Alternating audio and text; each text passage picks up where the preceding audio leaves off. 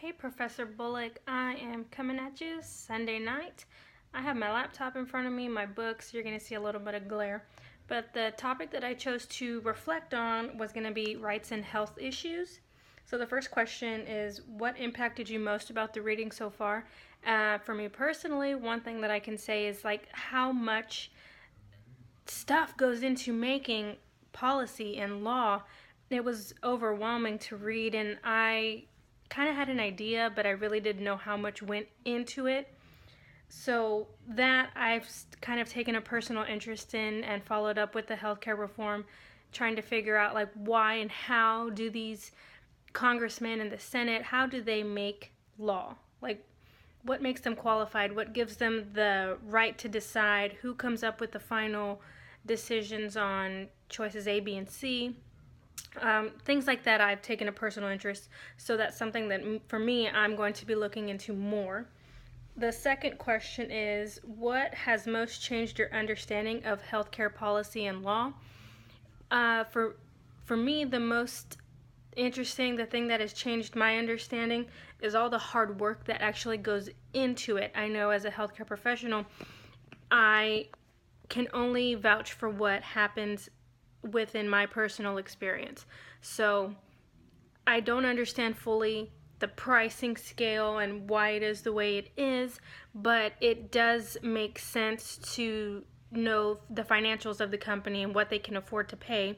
So that has changed my understanding because I used to think that, oh, you're a multi-million-dollar company, you can afford to give out health care, and for employees it can be a cheaper rate, but I've learned that that's not the case. So the third question is, how can you see what you have learned impact you and your family? So I have always known that healthcare was something super important to have in the event that we get sick. But one thing that boggles my mind is the affordability. Just the affordability in itself. So, according to our reading on chapter 4, page 67, for Teitelbaum and Walensky, it states the affordability was a key issue in the United States. Of those surveyed, the U.S. residents were the most concerned about being able to afford health care in the event of an illness, most likely to have not received care due to the cost.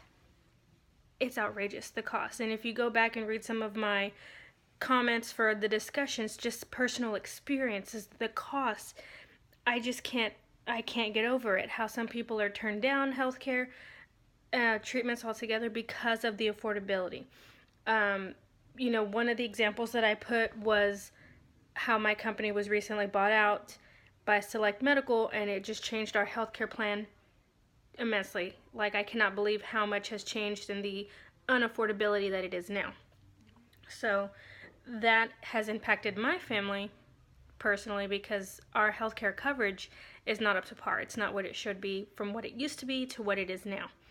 So that it is just still like it gets me amped up. It gets me personally upset that I'm a struggling college student making my own way through life and I can't even afford good health care. The last question was, how has the 2015 annual health reform affect the update affect healthcare policy and law, particularly as it relates to the topic I've selected? One of the things that I was looking into was the patient rights and what we're protected by. So I went onto the www.healthcare.gov, which is like a sub website for the Affordable Health Care Act, and it's asking or telling us what rights we have as a patient and how the law protects us. So one of the things that I was reading was that insurance plans requires coverage with people with pre-existing conditions. So where I work, occupational medical facility, patients are coming in to get DOT physicals and they have pre-existing conditions such as diabetes. It's a disqualifier if you are taking insulin to control your diabetes. In turn, they're getting denied their medical card to drive, therefore not having money, not being able to live their well-being. They can't work, therefore they can't afford health insurance. So that's something that just struck me. I didn't understand it. It says we have rights to our own medical records and that our healthcare identity, it should be protected. But a lot of offices pay to have your medical records printed out for you. I don't know if that's just personally office to office, but if, as a patient, if we have rights to our own medical records, why is it that some offices pay a fee, like a hefty fee, $45 up to 20 pages, $50 up to 60 pages, and so on and so on. So far, this class has been extremely interesting for me. I'm learning a lot. I still don't know enough, but I want to continue to learn. So this class for me has been great so far.